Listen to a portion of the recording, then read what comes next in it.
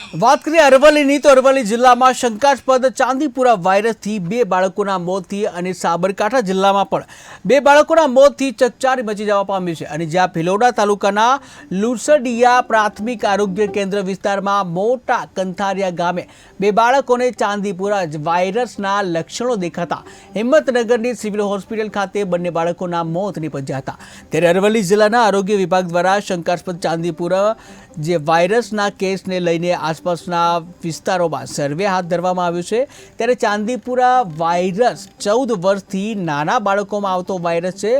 જ્યાં લુઈ મોડાસાના જાણીતા બાળરોગ નિષ્ણાંત ડૉક્ટર નિલય એમ પટેલે ચાંદીપુરા વાયરસના લક્ષણો સારવાર અંગે જે જરૂરી માહિતી KTV ન્યૂઝ ગુજરાતીને આપી હતી।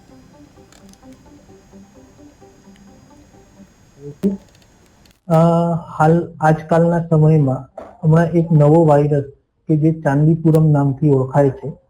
એ હમણાં થોડો આ એરિયામાં અને જે બધા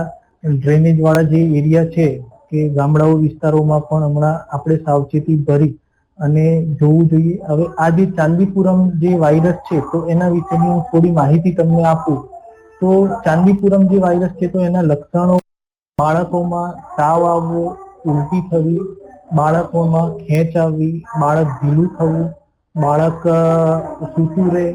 આવા જો લક્ષણો લાગે તો આપણે તાત્કાલિક ધોરણે આપણા નજીકના જે સરકારી હોસ્પિટલ હોય અથવા તો પ્રાઇવેટમાં બાળરોગ નિષ્ણાતને બતાવી અને બાળકોના હોસ્પિટલમાં ત્યાં બતાવીને આગળ એની જરૂરી સારવાર લેવી જોઈએ। હાલ આપણા જે પ્રમાણે આ એરિયામાં 1-2 કેસ કદાચ નોંધાયા હોય તો આપણે સર્વે સરકાર